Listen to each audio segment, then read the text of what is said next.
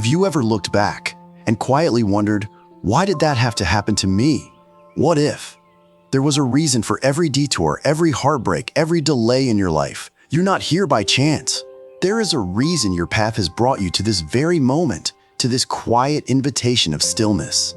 Tonight, we will journey together through a collection of ancient Zen stories, timeless teachings that hold a hidden key, a key to understanding why everything happens, not to you, but for you.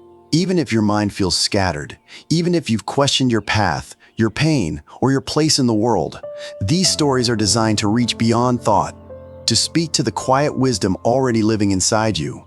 So, just listen. You don't need to understand. You only need to allow. You are here, now, in this space, which we will make sacred together. Begin by finding a position of comfort, a place where your body can feel completely supported. Lying down is perfect. Let your arms rest gently by your sides, your palms facing upward in a gesture of receiving. Allow your feet to fall naturally outward. Take a slow, deep breath in, feeling the air as a wave of pure, cleansing energy. And as you exhale, release everything you have been carrying today. Release the noise, release the worries, release the need to understand, the need to control. With each breath out, you are letting go. You are creating space. Imagine the air around you growing soft like velvet. Imagine the sounds of the world fading into a distant, gentle hum, no longer of any concern to you. You are entering a sanctuary of your own making, here in this present moment. The journey we are about to embark on is not a journey outward to some distant land or forgotten time.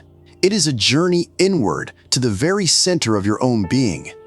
It is a journey to uncover a truth that has always been there, waiting patiently beneath the surface of your daily thoughts. The truth is that your life is not a random series of chaotic events. It is a perfect, unfolding pattern, sacred tapestry woven with threads of cause and effect, of lesson and growth. And the reason things happen is not always to please you, but always to teach you, always to guide you back home, to yourself. You are the protagonist of this story.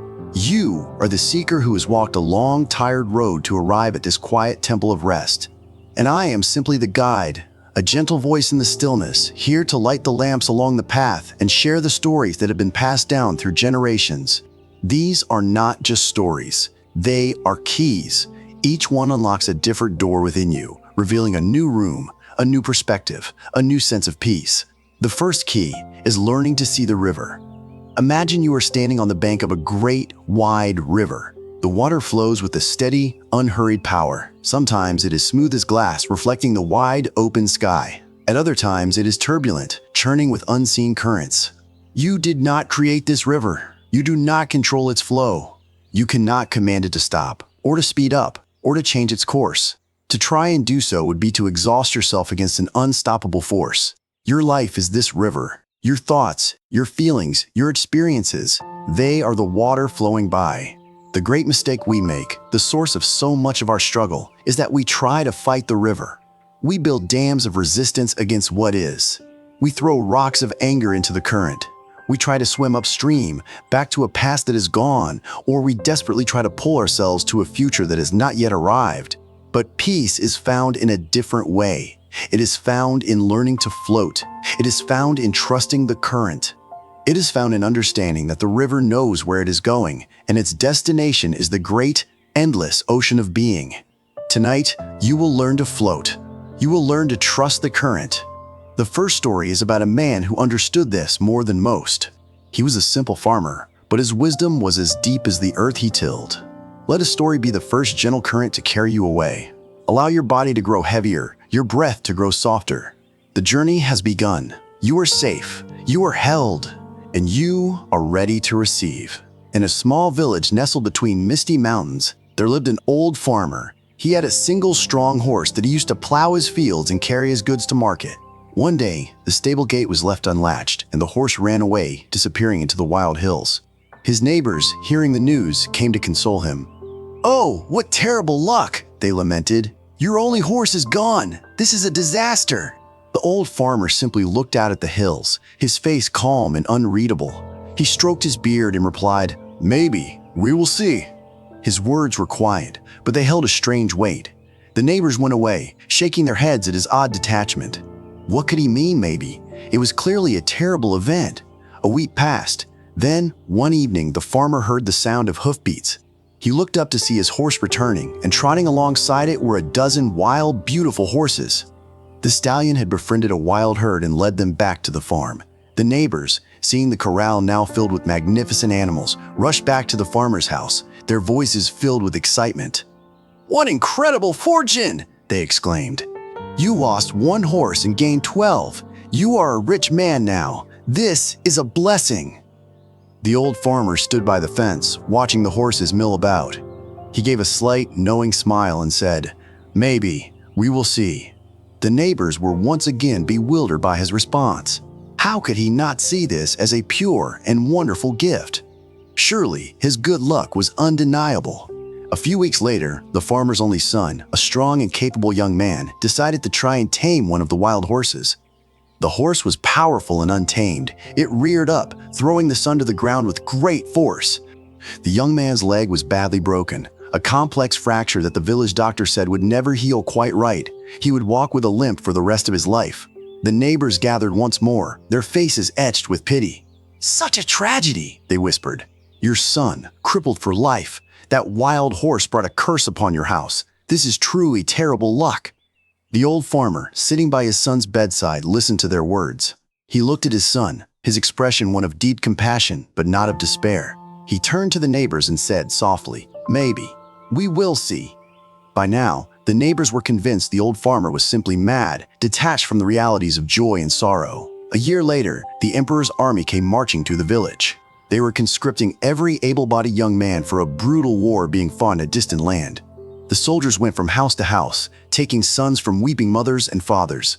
When they came to the old farmer's house, they saw his son with his badly healed leg.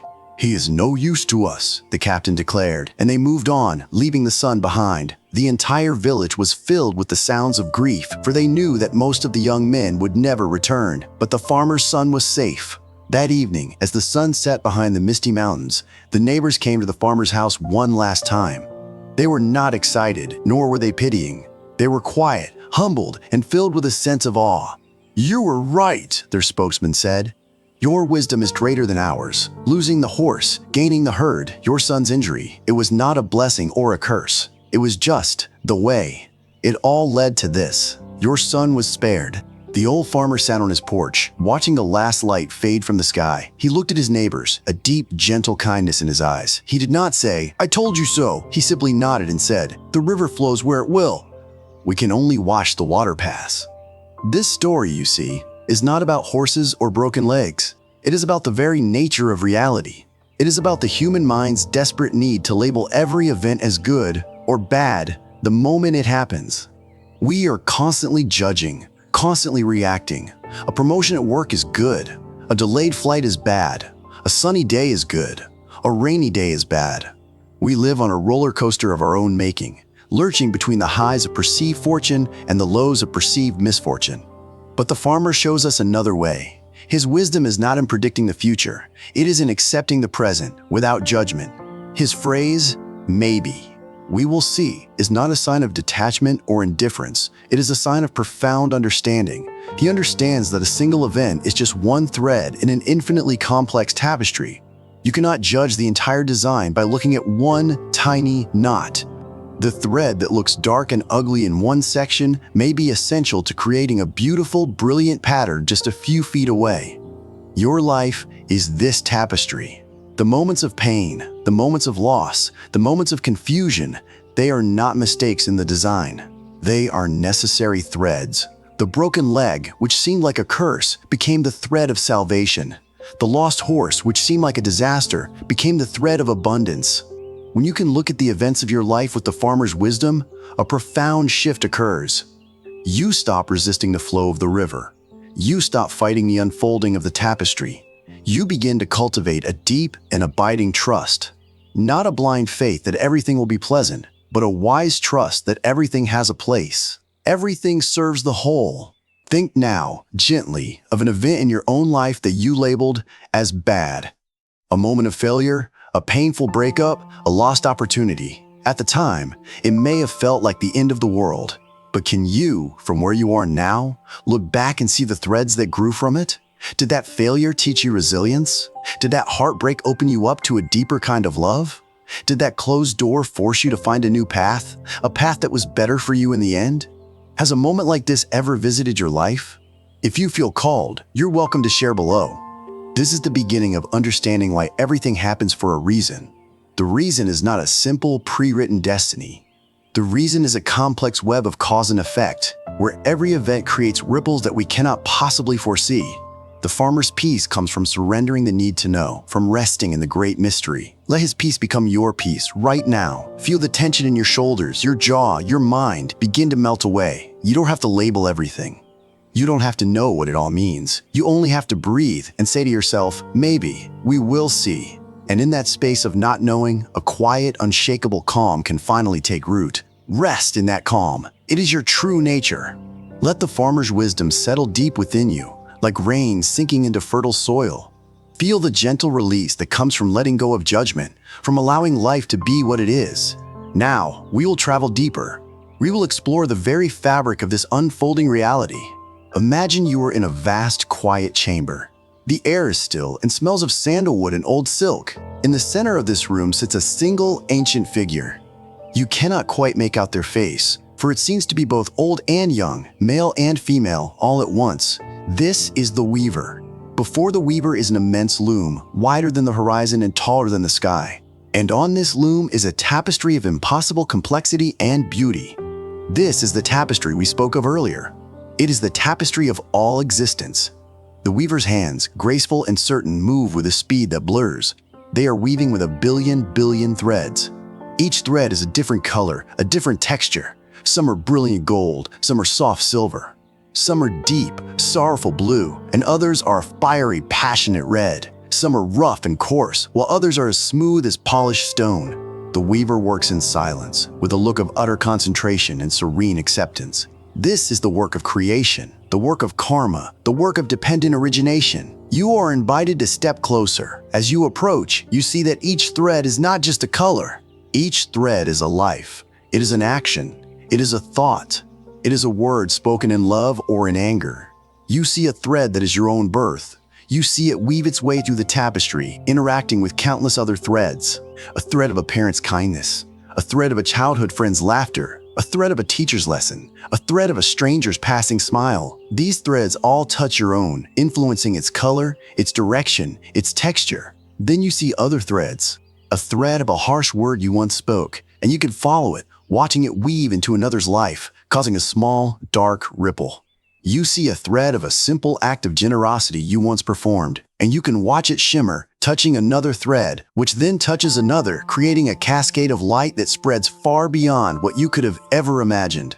You see, nothing is separate. This is the great illusion of the mind. We believe we are islands, acting in isolation. But here, in the weaver's chamber, you see the truth. We are all threads in the same magnificent, incomprehensible cloth. Every thought you think, every word you speak, every action you take is a movement of your thread. And it inevitably pulls and nudges every thread it is connected to. The reason things happen is found right here, in this sacred law of interconnectedness. An event that feels random and unfair to you, a sudden loss or an unexpected obstacle, is not random at all when seen from the weaver's perspective. It is simply the pulling of 1,000 distant threads, threads of past actions, past causes, from your life and from the lives of countless others, all converging at this one point in the tapestry. There is a story of a young monk who struggled deeply with this concept. His name was Ananda, not the famous disciple of the Buddha, but another young man who had joined a monastery seeking peace. Ananda was plagued by a sense of injustice. He had a kind heart and a gentle spirit, yet his life was filled with difficulty. He was often sick, his meditations were frequently disturbed, and other monks seemed to find him irritating for no reason he could discern. One day, in frustration, he went to the old abbot of the monastery. "Master," he said, his voice trembling, "I do not understand. I try to be good. I try to be kind. I follow the precepts. Why does my life feel like a punishment? Why do I suffer so, while others who seem less diligent find ease?" The old abbot listened patiently, his eyes full of compassion. He did not offer easy answers. Instead, he said, "Ananda, come with me." He led the young monk out of the meditation hall and into the monastery's beautiful, sprawling garden.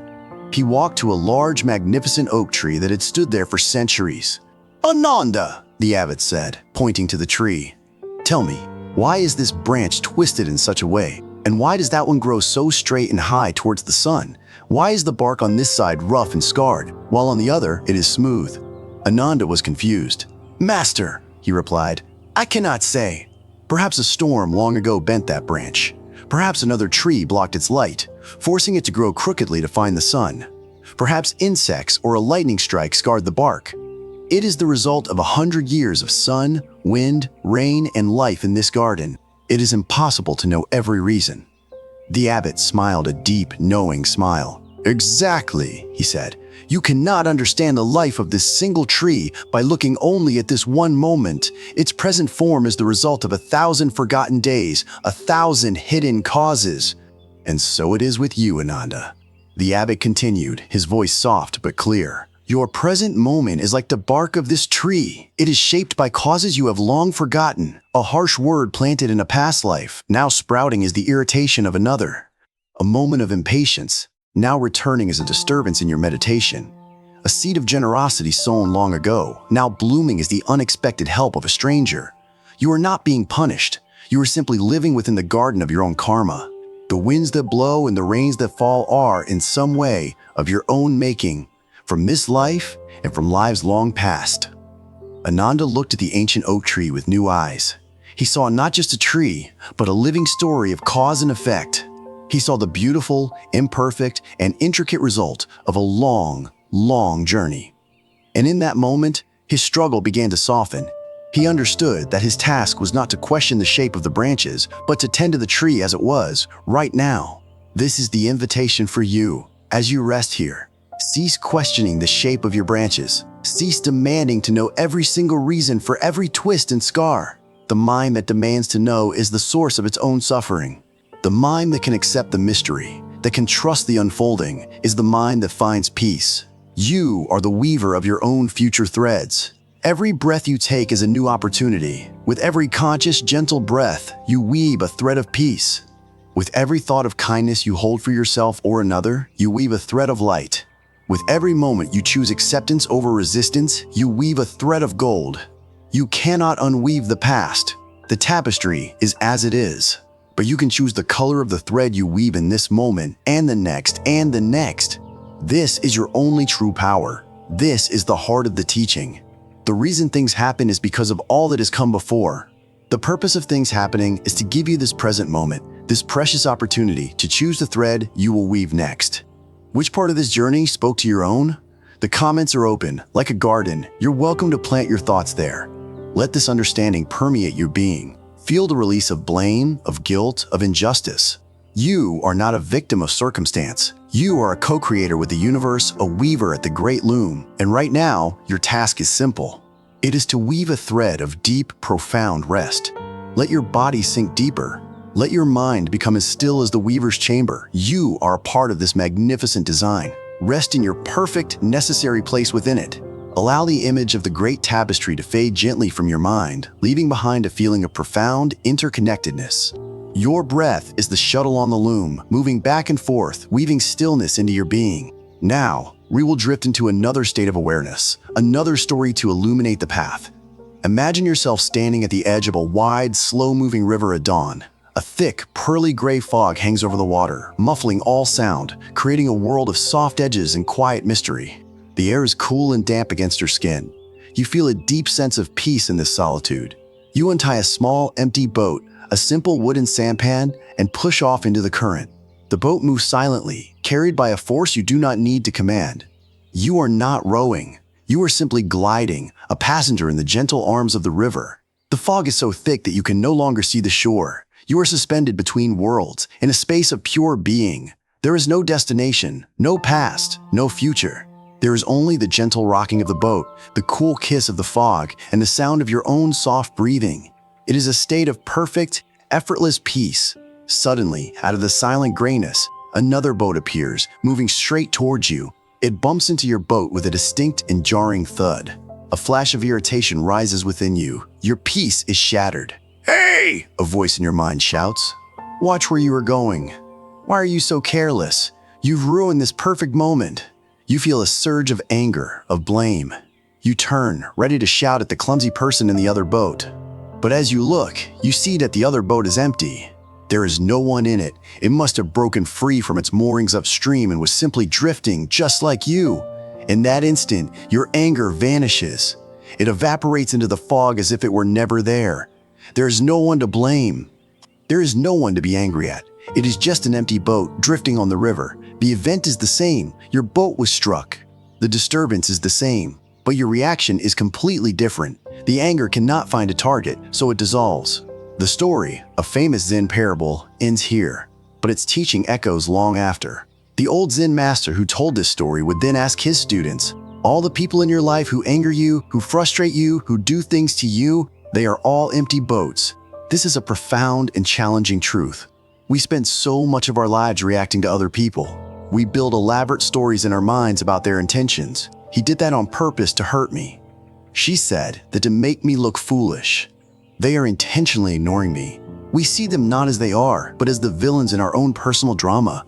Our anger, our resentment, our hurt, all of it is directed at a someone we believe is steering the boat. But the teaching of the empty boat invites us to see differently. It asks us to consider that everyone is, in their own way, an empty boat. They are drifting on the river of their own conditioning, their own past, their own fears, and their own unconscious patterns. The person who was rude to you today was not steering a boat with the intention of crashing into you. They were in an empty boat, pushed by the invisible currents of a bad night's sleep, a worry about their finances, a deep-seated insecurity from their childhood, or a simple, thoughtless habit. They are not acting at you. They are simply acting out their own inner world. When you can truly see this, a revolutionary shift happens in your heart. You can stop taking everything so personally.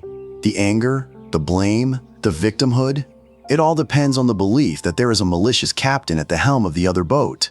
When you realize the boat is empty, the anger has nowhere to land. This is not to say that you should allow others to harm you, or that you should not set boundaries.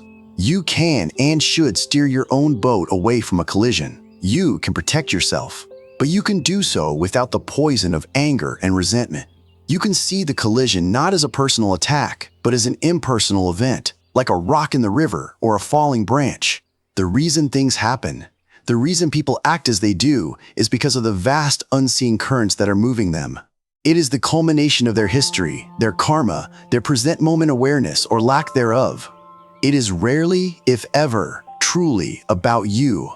Now, let this realization sink deep into your being. Think of someone who has recently caused you pain or frustration. Picture them. See the story you have been telling yourself about their actions. Now, gently, try to see them as an empty boat. See the invisible currents that might be pushing them, the current of fear, the current of insecurity, the current of ignorance, the current of their own unresolved pain. Can you feel a shift? Can you feel the hard knot of anger in your chest begin to soften, even just a little? This is compassion. This is the beginning of true freedom, freedom from the exhausting cycle of blame and reaction. You are in your boat on the foggy river. The world is full of other boats, most of them empty, all of them drifting according to causes and conditions far beyond your comprehension. To be angry at them is as pointless as being angry at the fog for being gray or the river for flowing. Your peace does not depend on all the other boats learning how to steer perfectly. Your peace depends only on your ability to see that they are empty. At Zen Buddhism Healing, we believe rest is not something you chase, it's something you return to. And this is a return to a state of non-reactive presence. Feel yourself now, floating in your own boat. Let the thuds and bumps of the world happen. They are not personal. They are just the river. Let your mind be as vast and accepting as the fog. Let your heart be as steady as the current. There is no one to fight. There is nothing to resist. There is only this moment, and your choice to meet it with peace. Rest here, in the quiet solitude of your own boat, knowing that you are the only one at the helm. And you can choose to steer toward tranquility, no matter how many empty boats may drift your way. As you drift in the serene stillness of the foggy river, let that sense of calm acceptance deepen. You have seen that events are not good or bad, but simply parts of a larger pattern. You have seen that the actions of others are not personal attacks, but the movements of empty boats. Now, we will explore the nature of our own response, the way we choose to act in this interconnected world. Imagine a wise old monk walking alongside a gentle stream. His steps are slow and mindful, his presence radiating a profound peace. The sun is warm, and the air is filled with the sweet scent of jasmine. As he walks, he sees a scorpion that has fallen into the water. It is struggling, thrashing about to be swept away by the current and drown. Without a moment's hesitation, the monk reaches down into the water. He gently scoops up the scorpion with his bare hand to save it. As he lifts it out of the water, the scorpion, acting on its instinct, whips its tail around and stings the monk's hand. The monk feels a sharp, burning pain. He instinctively flinches, and the scorpion falls back into the water. The monk watches it begin to struggle again. He takes a deep breath, ignores the throbbing pain in his hand, and once again reaches into the stream. He carefully picks up the scorpion, cradling it in his palm. And once again, the scorpion stings him, this time on the thumb. The pain is even more intense. His hand clenches, and the scorpion tumbles back into the churning water. A young disciple who has been walking behind the monk, watching this whole scene unfold, runs up to him, his face a mask of confusion and concern. "Master!" he cries out. "Why do you keep trying to save that creature? It is its nature to sting. It has stung you twice. If you try again, it will only sting you again. Just let it be." The old monk looks at his disciple, his eyes filled not with anger or pain, but with a deep, unwavering compassion. He looks at his swollen red hand and then back at the struggling scorpion in the stream. "My dear student," he says, his voice as calm as the summer sky, "it is the nature of the scorpion to sting. That is its purpose, its instinct, its way of being. But it is my nature to save. That is my purpose, my path, my way of being. Shall I change my nature simply because the scorpion is being true to its own?" With that, the monk looks around, finds a large leaf floating near the bank, and carefully uses it to scoop the scorpion out of the water. He places the creature safely on the dry ground, where it scuttles away under a rock. He then turns to his stunned disciple, a gentle smile on his face, and continues his walk as if nothing had happened. This parable is a powerful teaching about our own inner compass. It goes a step beyond the empty boat. The empty boat teaches us not to react with anger to the actions of others. The monk and the scorpion teaches us how to act from a place of our own highest intention, regardless of the world's response. The scorpion is the world. It is the difficult colleague, the critical family member, the unfair situation, the painful circumstance. It is everything that stings us. It is its nature to do so. The world is full of scorpions, acting according to their own nature, their own conditioning, their own fear. They will sting. They will cause pain. This is a given. The great question the story asks is not, how can I stop the scorpions from stinging me? The question is, what is my nature?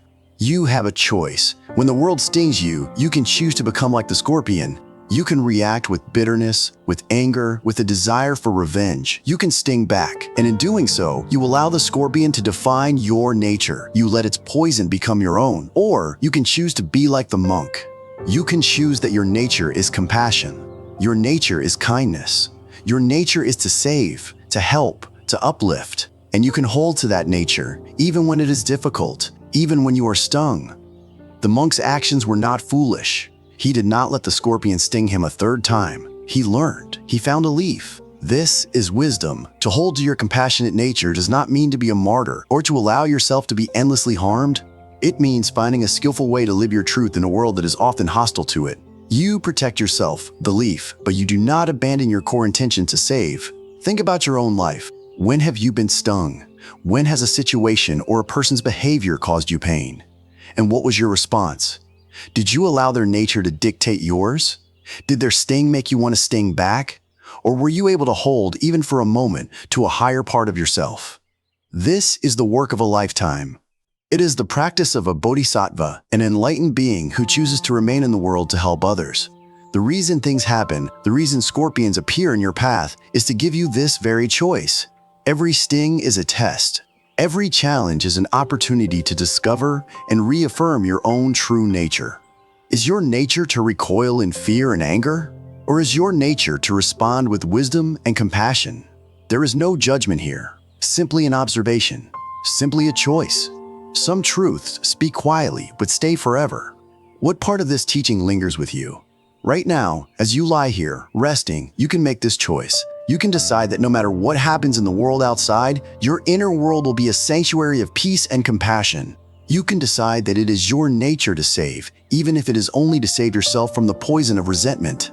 Feel the monk's quiet strength filling you. It is not a brittle, aggressive strength. It is a soft, resilient, unwavering strength. It is the strength of water, which yields but is never defeated. It is the strength of the sky, which holds both the storm clouds and the sun without being stained by either. Let your hand, in your mind, be the hand that was stung. Feel the throbbing. And now, feel the warmth of compassion spreading through it, healing it from the inside out. You do not need to change the world. You only need to be true to the highest, most noble part of yourself. Let the scorpions be scorpions. You have a higher calling. Your nature is peace. Your nature is love. Your nature is to save. Rest in that profound and powerful truth. Allow the compassionate strength of the old monk to settle into your bones. Feel the quiet power that comes from choosing your own nature, regardless of the world's stings. Now, we turn our attention inward to the landscape of the mind itself, for this is where the heaviest burdens are carried. Imagine a wise teacher holding a glass of water while giving a lecture to a group of students. The students, curious, expect a familiar lesson about optimism and pessimism. Is the glass half empty or half full? But the teacher does not ask this. Instead, with a calm, knowing look, she asks a different question. How heavy is this glass of water? The students call out their answers. 8 ounces, 12 ounces, maybe a pound, they guess. The teacher shakes her head gently. The absolute weight of the glass doesn't matter, she replies. Its perceived weight depends entirely on how long I hold it. If I hold it for a minute, she continues, it's quite light. If I hold it for an hour, my arm will begin to ache. If I hold it for an entire day, my arm will feel numb, cramped, and paralyzed. The glass of water hasn't changed its weight, but the longer I hold it, the heavier and heavier it becomes. The room falls silent as the students begin to understand.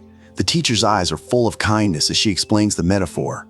Your worries, your regrets, your resentments, your anxieties, they are all like this glass of water. If you think about them for a little while, it's manageable. Nothing happens. If you think about them for a bit longer, they begin to hurt. If you think about them all day long, day after day, you become paralyzed, incapable of doing anything else. The weight becomes unbearable. She pauses, letting the truth of her words sink in. Then she offers the solution, so simple and yet so profound. To be free from the weight, she says, you must put the glass down. This simple story reveals one of the most fundamental secrets to inner peace. The reason we suffer is not because of the problems themselves. The problems, the worries, the fears are the glass of water. They have a certain, finite weight. The suffering comes from the act of holding on to them. It is the continuous, obsessive, repetitive thinking about our problems that makes them feel so crushingly heavy. Your mind, in its untrained state, is a professional holder of glasses. It picks up a worry about the future and holds it. It picks up a regret from the past and holds it. It picks up an anger about a present injustice and holds it. And it holds them all at once, your arms straining, your muscles screaming, until you feel completely overwhelmed and paralyzed by the weight of it all. You believe you have to hold them. You think that if you put a worry down, you are being irresponsible. You think that if you put a regret down, you are letting yourself off the hook. You think that if you put a resentment down, you are saying that what happened was okay. But this is a misunderstanding. Putting the glass down does not mean the glass ceases to exist. It does not mean the problem is solved or that the past is changed. It simply means you are choosing not to carry its weight with you every single moment of every single day. It means giving yourself a rest. And it is only in that moment of rest, when your arm is no longer strained and shaking, that you gain the clarity and strength to actually deal with the water, to drink it, to water a plant with it, or to pour it out. Right now, as you lie here, you are being invited to put down your glasses of water. Gently, without judgment, bring to mind a worry that you have been carrying. It could be about your health, your finances, your relationships, or the state of the world. Feel its weight. Acknowledge its presence. Notice how your body tenses as you think about it. Now, in your mind's eye, see yourself placing that glass of water on a table beside you. Just set it down. You are not denying it. You are not solving it. You are simply choosing not to hold it for this period of rest. Give yourself permission. As you set it down, feel the immediate relief in your metaphorical arm. Feel the muscles unclench. Feel the tension begin to drain away. Now, bring to mind a regret. Something from the past that you circle back to again and again. A mistake made, a word said, an opportunity missed. Feel its familiar heavy weight. Acknowledge it with compassion. You were doing the best you could with the understanding you had at the time. Now, see yourself gently placing that glass of water down on the table as well. Let it go, just for now. Feel the lightness that comes with its release. Finally, bring to mind a resentment, an anger towards someone or something. The empty boat that bumped into you. Feel the hot, stinging weight of that glass. Acknowledge the pain it has caused you.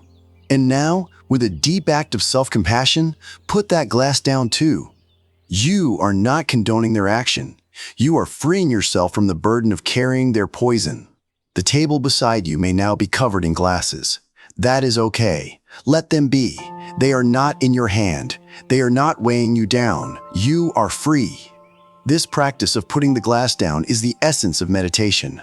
It is the essence of finding deep sleep. You cannot fall asleep while desperately clutching a dozen heavy glasses of water. Rest requires release. Healing requires release. Peace requires release. The reason things happen is one part of the equation. The other, more important part, is what you choose to carry forward from them. Do you carry the lesson, or do you carry the burden? Do you carry the wisdom, or do you carry the weight? You may not be alone in what you're feeling. If you like, leave a few words. Someone else may need to hear them. Tonight, choose to carry nothing. Choose to put it all down. Let the table hold the weight. Your only job right now is to feel the blessed lightness of empty hands, the freedom in an unburdened arm, the peace of a mind that is no longer holding on. Rest in this lightness. It is your natural state. Let it cradle you, support you, and carry you into a deep and healing sleep. Having set down your burdens, feeling the lightness of empty hands, we can now turn to the space where those burdens once lived, the landscape of your own mind. Imagine your mind is a garden. It is a vast and fertile plot of land given to you at birth. It is the only garden you will ever have. Everything that exists in your life, your joy, your sorrow, your peace, your turmoil first grows here in this inner garden. In the beginning, the garden is wild. Seeds are blown in by the winds of circumstance. Seeds from your parents, your culture, your teachers, your experiences. Some of these are seeds for beautiful flowers, seeds of kindness, courage, and compassion. Others are seeds for painful weeds, seeds of fear, anger, and self-doubt. For most of your life, you may not even realize you are the gardener. You simply live amongst whatever happens to be growing in the garden at the time. If the garden is full of thorny weeds of anxiety, you believe that you are an anxious person.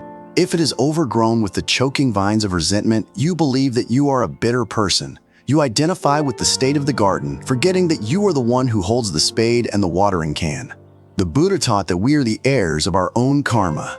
What he meant is that we are the inheritors of our own gardens. The state of your mind today is the result of all the seeds you have planted and watered in the past, whether consciously or unconsciously. And the state of your mind tomorrow will be the result of the seeds you choose to plant and water today. This is a revolutionary and empowering truth. You are not the weeds. You are not the flowers. You are the gardener. You have the power to cultivate your mind. There is a story of two monks who lived in neighboring monasteries. The first monk, Brother Kaito, had a mind like a pristine Zen garden. It was calm, orderly, and peaceful. His thoughts were like smooth, white stones carefully placed. His emotions were like a placid koi pond, reflecting the clear sky. The second monk, Brother Kenji, had a mind like a tangled, overgrown jungle. It was chaotic, noisy, and full of struggle. His thoughts were like a swarm of buzzing insects. His emotions were like thorny vines that tripped him up at every step. Kenji was deeply distressed by the state of his mind. He went to visit Kaito, hoping to learn his secret. "Brother Kaito," he said, bowing low, "your mind is a place of peace." "My mind is a place of war. I am tormented by my thoughts. They come unbidden and cause me great suffering. What is your secret? How do you achieve such stillness?" Kaito smiled gently and invited Kenji to sit for tea. "There is no secret, Brother Kenji," he said. "We both have gardens. The only difference is how we tend to them." "For many years," Kaito explained, "I too lived in a jungle. I fought the weeds. I cursed the insects. I tried to rip the thorny vines out with my bare hands. But the more I fought, the more the jungle seemed to grow. The energy of my struggle was like a rainstorm, making everything grow even more wildly." Kenji nodded eagerly. "Yes, That is exactly how it is for me. The harder I try to find peace, the more agitated I become. One day, Kaito continued, my old master saw my struggle. He did not tell me to fight harder. He told me to stop fighting altogether. He gave me a single tiny seed. It was the seed of mindfulness.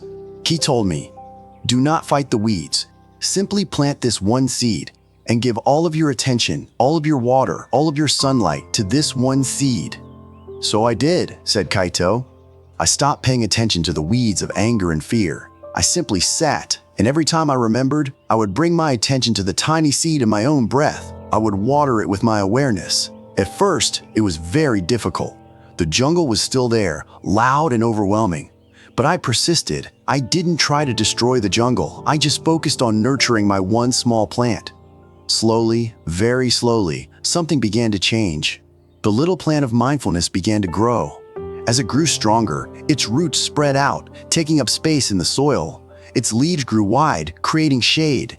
The weeds that were starved of sunlight and attention began to wither. The thorny vines, no longer watered by my frustrated energy, began to lose their grip. I did not destroy the jungle. I simply grew a garden so beautiful and strong that the weeds no longer had a place to thrive.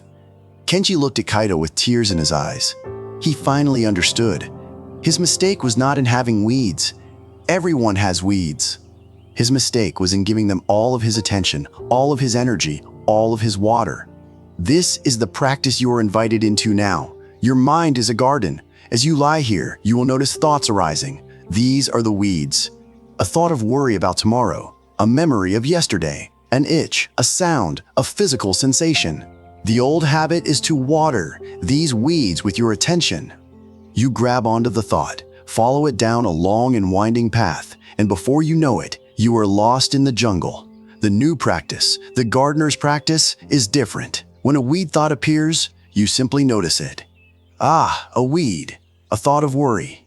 You do not judge it. You do not fight it. You do not follow it. You simply acknowledge its presence, and then you gently, lovingly return your attention to the seed you are choosing to cultivate.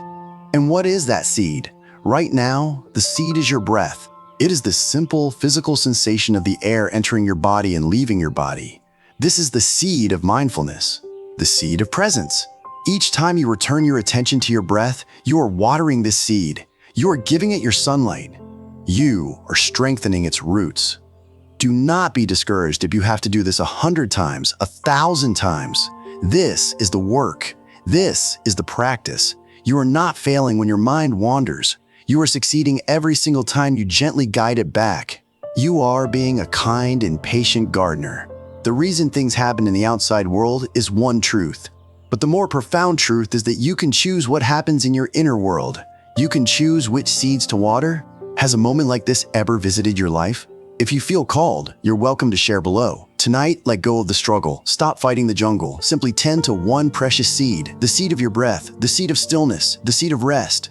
Water it with your awareness. Let its roots spread deep into the soil of your being, and trust that by cultivating this one plant of peace, you are slowly, gently transforming the entire garden of your mind. As you rest in the garden of your mind, patiently watering the seed of your breath, you become more aware of the weeds. You see the thoughts that arise moment by moment. The old way was to see them as you, to identify with them completely. The new way, the gardener's way, is to see them as separate events. To take this a step further, we will now change the metaphor from a garden to a river. Imagine you are sitting peacefully on the bank of a wide, flowing river. The sun is warm on your skin, and there is a gentle breeze. You are comfortable, safe, and at ease.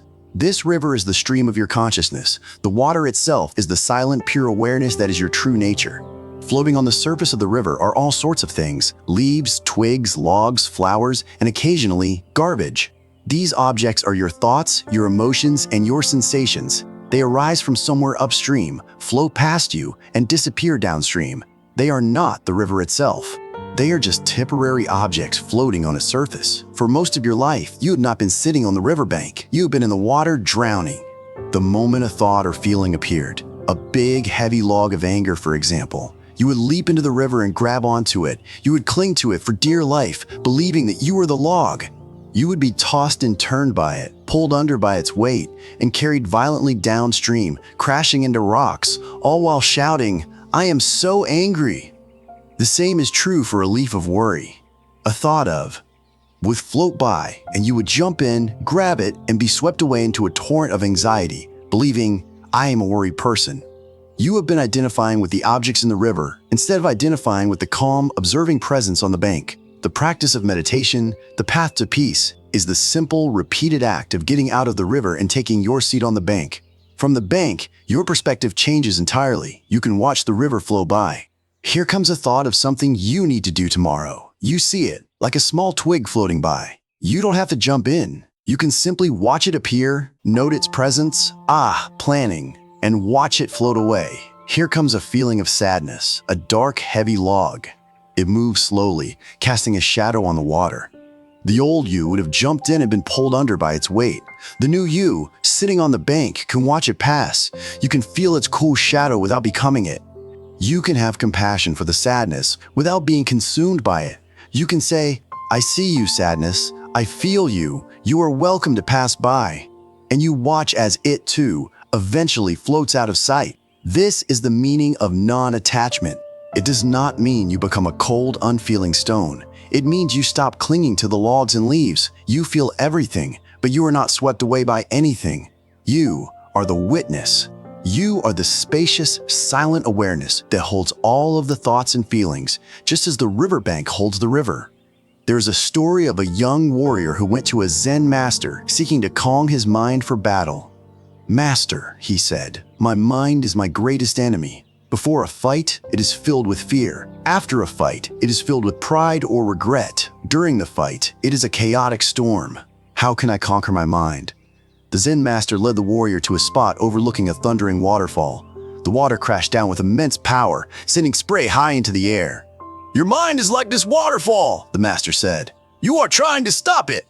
You are standing in its way, trying to fight the tons of water. This is why you are exhausted and defeated.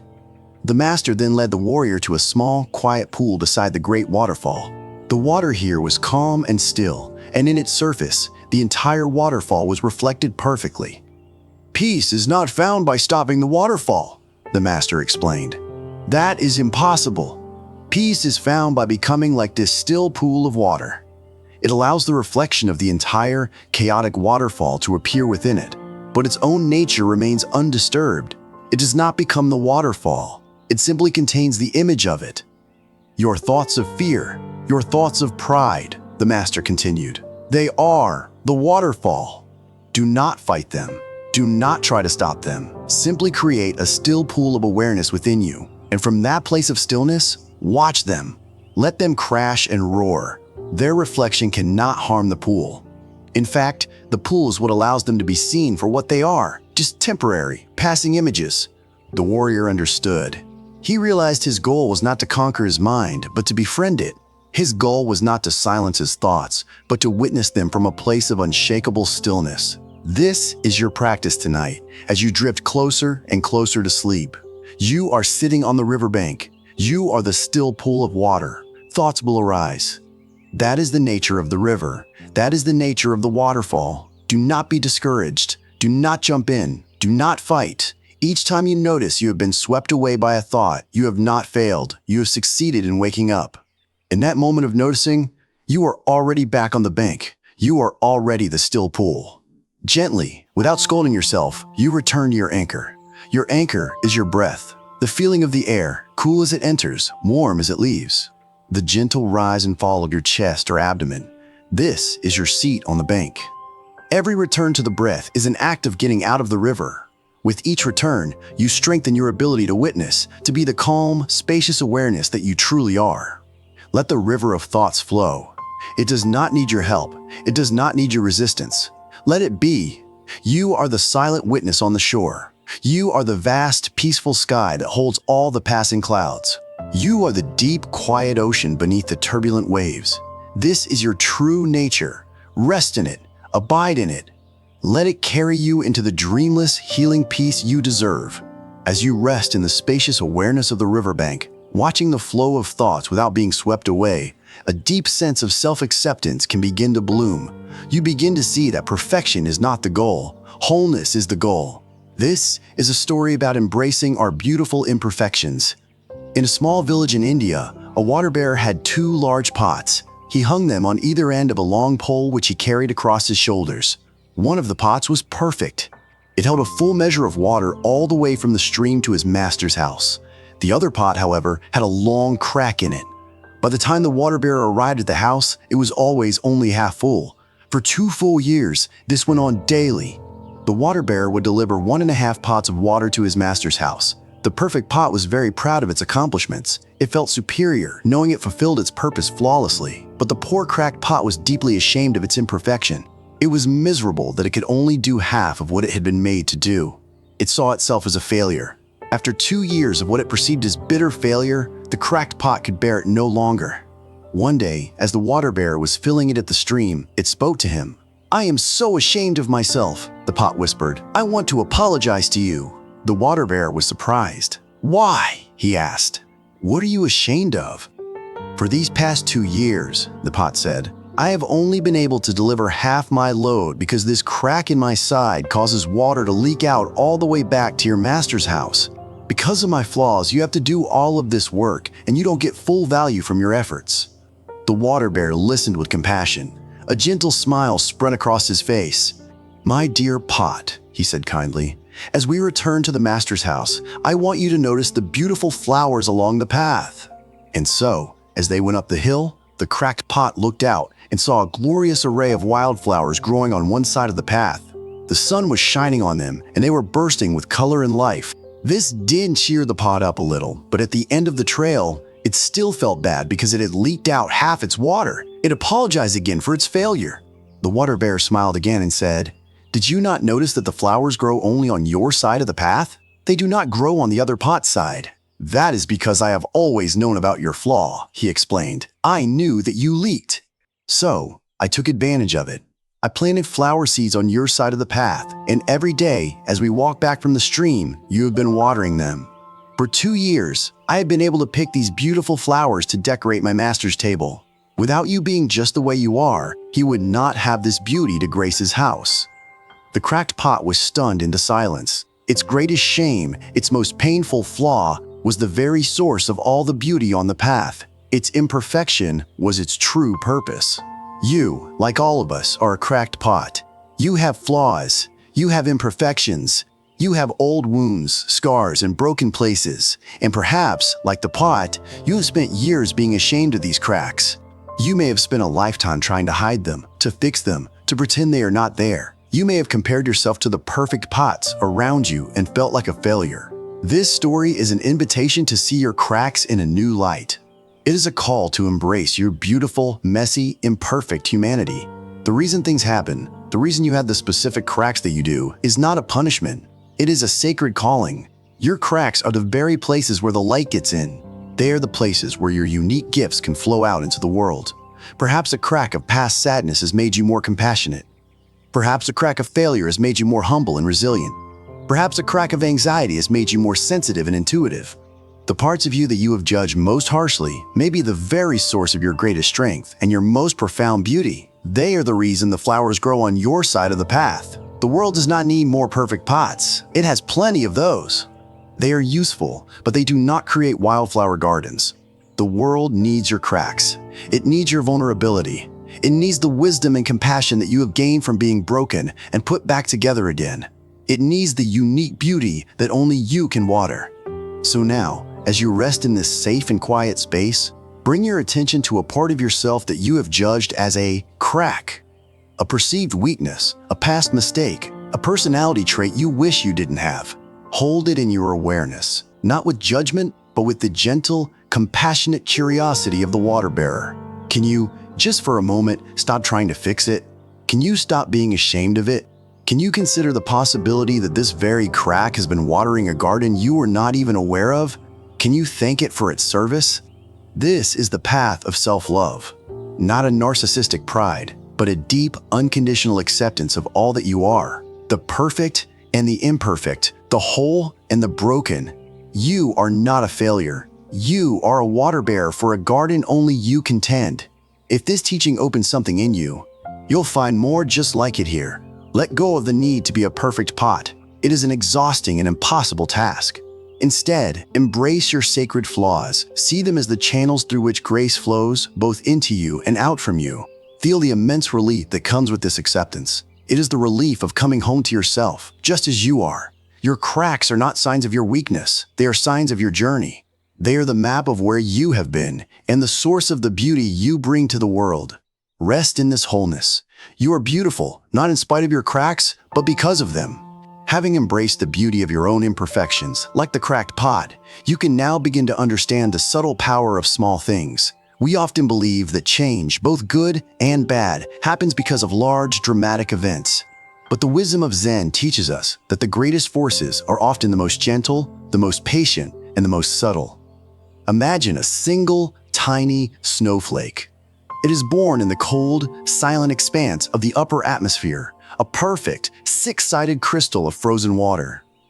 It is almost weightless, a fragile speck of dust. As it begins its long, slow descent to the earth, it is innocent, silent, and seemingly powerless.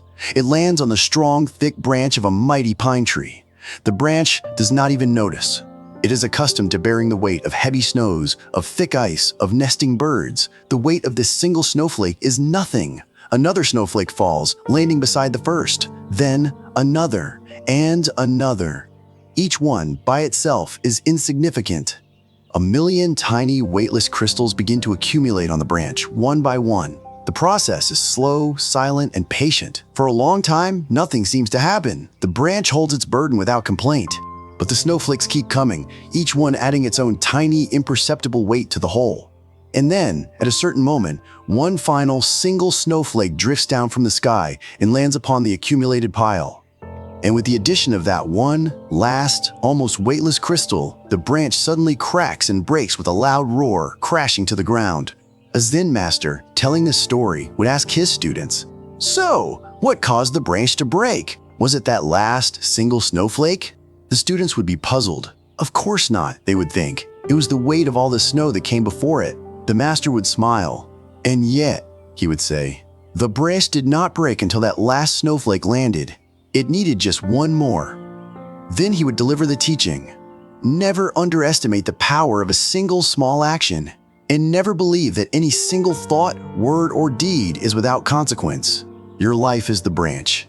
Your habits, your repeated thoughts, your small daily choices, they are the snowflakes. Each one, by itself, seems like nothing, but together, they have the power to create great beauty or to cause great destruction. This parable reveals the nature of karma in its most practical form. Karma is not a grand cosmic punishment system. It is the simple, natural law of accumulation. The reason everything happens is often not because of one big event, but because of 10,000 tiny events that preceded it. A relationship doesn't end because of one big fight. It ends because of 1,000 small moments of inattention, 1,000 unspoken resentments, 1,000 tiny withdrawals of love. Those are the snowflakes. The final fight is just the last one to land on the pile. A person doesn't fall into despair overnight. It happens through 1,000 small negative thoughts, 1,000 moments of self-criticism, 1,000 tiny surrenders to hopelessness. Each one is a snowflake, adding its weight until the branch of the spirit can bear no more. But this law works in both directions. This is its great promise. Peace of mind is not achieved by one grand, heroic act of meditation. It is built by 1,000 tiny moments of returning to the breath. Each time you notice your mind has wandered and you gently guide it back, you are adding a snowflake of peace. By itself, it seems like nothing. You may even feel like you are failing because your mind keeps wandering, but you are not. You are patiently, diligently adding another snowflake to the branch. One day, you will realize that the branch of your anxiety has broken, and you are left with a quiet, resilient strength you didn't even know you were building. A life of compassion is not built on one great act of sacrifice. It is built on 1,000 small, daily choices of kindness. A smile to a stranger, a patient word to a frustrated child, a moment of deep listening for a friend, a thought of gratitude for the sun on your face. Each one is a snowflake, seemingly weightless, seemingly insignificant. But they are accumulating. They are building a strength, a beauty, a radiance within you and around you that will one day become an unbreakable force for good. The reason things happen is accumulation. The purpose is to make you aware of what you are accumulating, moment by moment. Are you accumulating snowflakes of resentment or snowflakes of forgiveness? Are you accumulating snowflakes of distraction or snowflakes of presence? Are you accumulating snowflakes of self-judgment or snowflakes of self-compassion? Right now, in this moment of deep rest, you have the power to choose which kind of snowflake to be. Each conscious breath you take is a snowflake of peace landing on the branch of your nervous system. Feel it. A slow, gentle inhalation, a full, complete exhalation. It is so small, so simple. It seems like nothing, but it is everything. You are not trying to force the branch to break or to change. You are simply adding one more snowflake of calm, and another, and another. Trust in the process of accumulation. Trust that these small, gentle moments of returning to stillness are creating a profound and lasting shift within you. You are rewiring your brain, soothing your heart, and transforming your being, one breath at a time. Some truths speak quietly, but stay forever. What part of this teaching lingers with you? Let go of the need for dramatic results. Let go of impatience. Embrace the power of the small, the gentle, the patient. Be the snowflake. And know that with each quiet breath, you are contributing to a great and powerful change. You are building a foundation of peace that will one day be strong enough to hold any storm.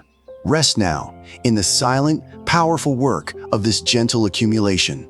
As you feel the gentle accumulation of peaceful breaths like snowflakes of calm, let us journey to a place of great power and profound silence. Let us explore how the deepest truths are often conveyed without a single word. In ancient China, there was a powerful emperor who had conquered many lands and amassed unimaginable wealth.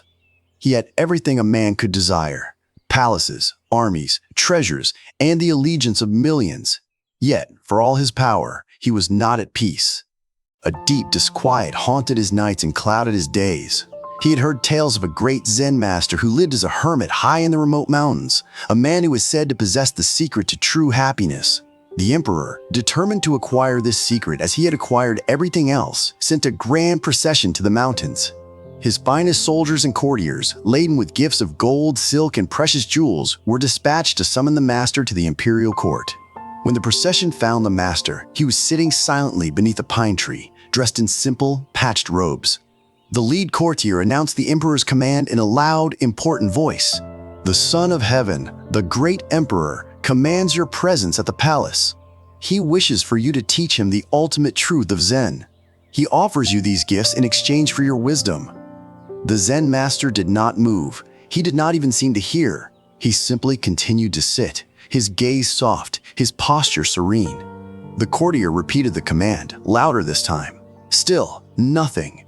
For hours, the courtier tried to get the master's attention, growing more and more frustrated. Finally, in exasperation, he ordered the soldiers to place the chests of gold and silk before the silent figure, and then they left, confused and insulted. A week later, the emperor, enraged by the master's insolence, decided to go himself. He traveled to the mountain with his imperial guard, his heart full of anger. He found the master sitting in the exact same spot, the chests of treasure lying open and untouched beside him. The emperor dismounted from his horse and strode towards the master. "I am the emperor," he bellowed. "I rule this land. All men bow to me. I have offered you riches and honor, yet you ignore my summons. I demand that you teach me the secret of peace. If you refuse, I have the power to have you executed right where you sit." The Zen master slowly, gracefully lifted his head. He looked at the emperor. His eyes were not filled with fear, but with a compassion so deep and vast, it was like looking at the sky itself. He did not speak. He simply held the emperor's gaze. In the master's silent presence, the emperor's anger began to feel hollow and childish. His threats seemed absurd. The master's silence was not an empty, defiant silence. It was a full, powerful, and deeply communicative silence. It was a silence that spoke louder than any words. It said, "Your power is an illusion. Your wealth is meaningless. Your anger is a fleeting storm. Peace cannot be demanded, or bought, or taken by force. It is not something I can give you. It is already within you, buried beneath all this noise." The emperor stood there for a long time, held by the master's silent gaze. The noise in his own mind, the constant chatter of pride, fear, and desire, began to quiet down for the first time in his life. He felt the immense weight of his crown, the heavy burden of his own importance. In the reflection of the master's stillness, he saw the prison he had built for himself. Slowly, humbled, the great emperor sank to his knees. He did not ask any more questions. He simply sat there, in the presence of the silent master, and for the first time, he began to listen, not to words, but to the silence itself. And in that silence, he began to find the peace he had been seeking all along. This story teaches us a profound truth about the nature of wisdom. We are conditioned to believe that answers come from outside of ourselves, through words, through books, through teachings. We seek endlessly, asking questions, gathering information, hoping that someone will finally give us the secret. But the greatest teachings are not given, they are realized. They are not heard with the ears, but with the heart. The reason things happen is not a formula that can be explained in a sentence.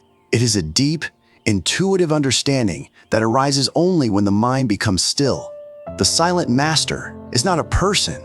It is the silence within you. It is the deep, wise, and peaceful part of your own being that has been waiting patiently for you to stop shouting and start listening. Your anxieties, your worries, your endless questions, they are the emperor, demanding answers, making threats, creating noise. But the noise is what obscures the very peace you seek. The practice is to become the emperor who finally kneels. It is to humble the chattering mind before the vast, silent wisdom of your own deeper consciousness. As you lie here, you are invited to sit with your own silent master. Let go of the need for answers. Let go of the story of why. Let go of the mental dialogue and simply listen. Listen to the spaces between your thoughts. Listen to the stillness beneath the hum of the world. This silence is not empty. It is pregnant with intelligence, with peace, with a knowing that is beyond words. It is the source from which all true wisdom flows. At Zen Buddhism Healing, we believe peace is found not in changing the world, but in changing how we see it. And this change happens in silence.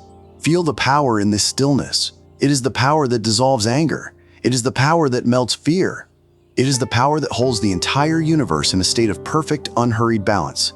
You do not need to seek it. You only need to become quiet enough to notice that it is already here. It is the very ground of your being. Which part of this journey spoke to your own? The comments are open. Like a garden, you're welcome to plant your thoughts there.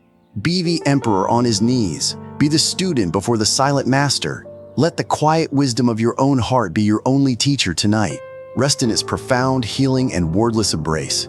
Resting in the deep, healing silence, you have come to a place of profound inner wisdom. From this stillness, we can now learn one of life's most essential and difficult arts, the art of letting go.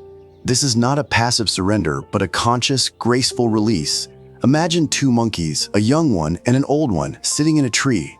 The young monkey is full of energy, leaping from branch to branch, chattering endlessly. The old monkey sits calmly, observing the world with a serene gaze. A hunter has set a trap for the monkeys. He has taken a coconut, hollowed it out, and made a small hole in it, just large enough for a monkey's open hand to slide in. Inside the coconut, he has placed a sweet, ripe banana. He then fastens the coconut securely to the base of the tree. The young monkey, smelling the banana, scampers down the tree. He finds the coconut and eagerly shoves his hand through the hole. He grasps the delicious banana inside. A thrill of victory runs through him. But when he tries to pull his hand out, he finds that he cannot. His clenched fist, now holding the banana, is too large to fit back through the hole. He pulls and tugs, screeches and shrieks in frustration and fear.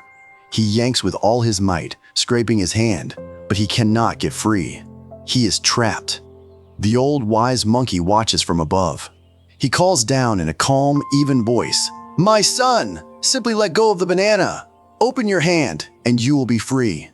But the young monkey cannot hear him. His desire for the banana and his panic at being trapped are too loud. "It's mine," he thinks. "I found it. I deserve it. I won't let it go." He continues to struggle, growing more and more exhausted and terrified. Soon, he hears the footsteps of the hunter returning. He pulls with a final, desperate surge of strength, but his fist remains trapped. The hunter simply picks up the coconut with the monkey's hand still inside and captures him. The old monkey watches sadly, then closes his eyes, a silent lesson learned once more. This parable is the story of our lives. We are all the young monkey. The banana is anything we cling to that causes us suffering. It could be an old resentment, a painful memory, a limiting belief about ourselves, or an attachment to a particular outcome. The coconut is the trap of our own mind. We reach for the banana, we grasp it, and then our own clinging becomes our prison. The source of our suffering is not the trap. It is our refusal to let go of the banana. We believe that what we are holding on to is precious, that it defines us, that we cannot live without it. My anger is justified, we tell ourselves, clenching our fist around the banana of resentment. I need to worry about this, or something terrible will happen, we insist, tightening our grip on the banana of anxiety. I am a victim. My pain is who I am, we whisper, refusing to release the banana of a painful identity. And all the while, the voice of our own inner wisdom, the old wise monkey, is calling down to us. Just let go. Open your hand. You will be free. The reason things happen is often to show us what we are clinging to. Life presents us with these coconut traps to reveal the attachments that are causing us pain. The difficult person, the frustrating situation, the unexpected loss. They are not there to punish you. They are there to show you your clenched fist.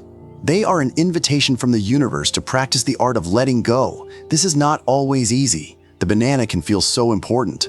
The habit of holding on can be so strong. But freedom lies on the other side of that release. As you lie here, in this state of deep relaxation, you can practice this art in a safe and gentle way. Bring to mind something you have been clinging to, a banana. It could be a small worry or a long-held grudge. Don't choose the biggest one right now, just a small one. Feel it in your mind. Notice the sensation of holding on. It might feel like a tension in your gut, a tightness in your chest, a clenching in your jaw. Acknowledge this feeling. This is the feeling of the clenched fist. Now, imagine your hand inside the coconut holding this banana. The hunter, which is the continued suffering this clinging will bring, is in the distance. And you hear the voice of the wise old monkey, your own higher self whispering, let go, just for this moment, let go. In your mind's eye, see your hand slowly, deliberately opening. See your fingers uncurling one by one. See the banana resting in your open palm. You are no longer grasping it. You are no longer clinging. And now, see your hand, open and free, sliding easily out of the coconut. You are free. The banana is still there, inside the trap. You have not denied its existence. You have simply withdrawn your attachment to it. You have chosen freedom over possession. Feel the profound sense of release that comes with this action. The tension drains from your body. The space in your mind expands. You are no longer a prisoner of your own desire. This is a practice. You may have to do it many times. You may find that 5 minutes later, your hand is right back in the coconut, grasping the same banana. That is okay. Be patient with yourself. The young monkey has strong habits. Just notice and gently, once again, practice opening your hand. Each time you do this, you weaken the habit of clinging and strengthen the muscle of release. If this story brought you a sense of stillness, you may wish to stay close for more. Tonight, let go of all the bananas. Let go of the need to be right. Let go of the story of your past. Let go of your plans for tomorrow. Let go of the need to understand everything. Open your hand. And in that empty, open hand, you will find what you have been seeking all along, the sweet, boundless freedom of peace. As you rest in the freedom of an open hand, having learned to let go of the bananas of attachment, we can now refine our understanding of suffering. We can learn to distinguish between the pain that life inevitably brings and the suffering that we create for ourselves. The Buddha told a parable to illustrate this. He said, when an ordinary, untrained person is struck by an arrow, they feel pain. This is the physical pain of the arrow piercing their flesh. But then, this person, instead of simply tending to the wound, immediately shoots themselves with a second arrow. The Buddha's disciples were puzzled. A second arrow? They asked. What is this second arrow? The Buddha explained. The second arrow is the arrow of the mind. It is the arrow of reaction. After being struck by the first arrow of pain, the person thinks, why me? This is terrible. I can't believe this happened. It's so unfair. How will I ever recover? This is the arrow of lamentation, of anger, of self-pity, of fear. This second arrow, the Buddha said, is what we call suffering. It is a pain that is far, far worse than the first. Now, he continued, when a wise and well-trained person, a student of the way, is struck by an arrow, they also feel the pain of that first arrow. They are not immune to it. Pain is a part of life. But they do not shoot themselves with a second arrow. They do not wail in despair. They calmly acknowledge the situation. I have been struck by an arrow. There is pain. And then they focus all their energy on a single, skillful task, removing the arrow and tending to the wound. The Buddha concluded, the first arrow is unavoidable. It is the nature of human existence. We will all experience sickness, loss, disappointment, and old age. These are the first arrows. But the second arrow is optional. It is a self-inflicted wound. The path of wisdom is the path of learning not to shoot the second arrow. This teaching is one of the most practical and liberating in all of spiritual philosophy. It gives you a clear and powerful way to work with any difficulty that arises in your life. The reason things happen, the first arrows, is the complex web of karma, the unfolding of the great tapestry. We cannot always control these. Arrows will fly. But the purpose of them happening is to train us in how not to shoot the second arrow. Every time a first arrow strikes, you are presented with a choice. Will you add suffering to your pain? Will you react with a storm of negative thoughts and emotions, making the situation infinitely worse? Or will you meet the pain with the calm, clear-seeing wisdom of the trained practitioner? This is the entire practice in a nutshell. Think about a recent time you were struck by a first arrow. It could have been a critical comment from someone, a piece of bad news, a physical ache, or a frustrating setback. That was the first arrow. Now, honestly and gently, observe what happened next. Did you shoot a second arrow? Did a voice in your head start a story? This always happens to me. Self-pity arrow. It's all their fault. Blame arrow. This is a catastrophe. My life is ruined. It's a catastrophizing arrow. I'm such an idiot for letting this happen. Self-criticism arrow. Notice how these second arrows are the real source of the prolonged misery. The initial sting of the first arrow might last only a moment, but the poison of the second arrow can linger for days, weeks, or even years. The practice of mindfulness is the practice of creating a space between the first and second arrows. When the first arrow hits, instead of reacting instantly and unconsciously, you train yourself to pause. You take a breath. You bring your awareness to the raw physical sensation of the first arrow's pain. You feel it in your body. The tightness in your chest, the heat in your face, the knot in your stomach. You stay with this physical sensation without telling a story about it. This is how you tend to the wound. You are not ignoring the pain. You are meeting it with courageous, non-reactive awareness. You are allowing it to be there without pouring the gasoline of mental stories onto it. This is incredibly powerful. When you do this, you discover something miraculous. The pain of the first arrow, when met with pure awareness, is bearable. It arises, it stays for a while, and then, like all things, it passes away. It is the second arrow of our thinking that makes it seem permanent and overwhelming. As you lie here, you can practice this right now. Perhaps there is a small first arrow present in your experience, a physical discomfort, a lingering worry, a subtle feeling of sadness. Instead of pushing it away or launching into a story about it, can you just meet it? Can you feel its raw energy in your body? Breathe into that space. Create a warm, accepting awareness around it. You are not trying to make it go away. You are simply choosing not to shoot the second arrow. You are choosing not to add suffering to your pain. Thousands find peace here each night through stories like this. You are not alone. This is an act of profound self-compassion. It is the kindest thing you can do for yourself when you are in pain. You are refusing to wound yourself further. Let this understanding sink into you, into every cell of your body. Life will have its first arrows. This is a given. But you can make a sacred promise to yourself, right here and now, that you will do your very best to lay down the bow and quiver of the mind. You will no longer be the source of your own greatest suffering. What part of this teaching lingers with you? Feel the peace that comes from this decision. It is the quiet, resilient peace of the wise practitioner who knows how to tend to their wounds with courage and grace. Rest in this peace. It is your shield against the second arrow. Having learned to distinguish between the first and second arrows, between inevitable pain and optional suffering, we can now explore the underlying unity of all experience. We can learn to taste the one flavor that permeates everything. In a monastery high in the Himalayas, a young, earnest student approached his master. The student was troubled. "Master," he said, "I am trying to practice, but my life feels so divided. When I am meditating, I feel peaceful and clear. This feels good and spiritual. But when I am washing the dishes, or dealing with a difficult person, or feeling tired and irritable, it feels unspiritual and bad. My life is a constant swing between these two states. How can I make my whole life feel like my meditation cushion?" The master listened, then smiled and motioned for the student to follow him.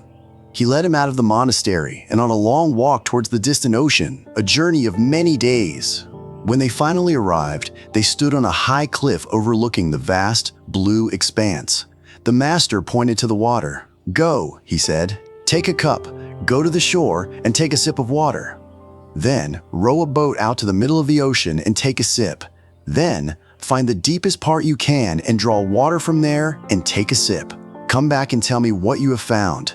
The student, though confused, did as he was told. He tasted the water from the shallow surf near the beach. He rowed out for a mile and tasted the water from the surface. He dropped a bucket on a long rope and tasted the water from the deep. When he returned to the master, his face was illuminated with understanding. "Master," he said, bowing, "it is all the same. Whether near the shore or far, whether on the surface or in the deep, the water has only one taste. It is salty." The master's smile widened. "Exactly," he said. "The ocean has only one flavor, and so it is with your life. Your moments of peaceful meditation, your moments of washing dishes, your feelings of joy, your feelings of irritation, they all have one flavor. The flavor is mindfulness. The flavor is awareness." He continued, "You believe that some experiences are spiritual and some are not. This is the illusion. Spirituality is not found in a particular experience. It is found in the quality of attention you bring to any experience. The taste of meditation is awareness. The taste of washing dishes can also be awareness. The feeling of the warm water on your hands, the sound of the plates, the sight of the soap bubbles. The taste of joy is awareness. The taste of irritation can also be awareness. The feeling of heat in your body, the tightening of your muscles, the thoughts that arise. You are seeking a different ocean, a special spiritual's ocean. But there is only one ocean. Your task is not to change the water. Your task is to learn to taste the one flavor, the salt of awareness, in every single drop. This parable dissolves the artificial wall we build between the sacred and the mundane. It invites us into a state of radical presence where every moment of our lives becomes an opportunity for practice. The reason things happen, the dishes needing to be washed, the difficult person appearing, the feeling of tiredness arising, is to give you another drop of the ocean to taste. It is all your life. It is all your practice. There is no part of it that is not spiritual if you bring your awareness to it. The idea that you will find peace later, when you have more time to meditate, when your life is less stressful, when your problems are solved, this is a form of waiting for a different ocean. The ocean is here, now. Your life, exactly as it is in this moment, is your meditation. It is your monastery. It is your teacher.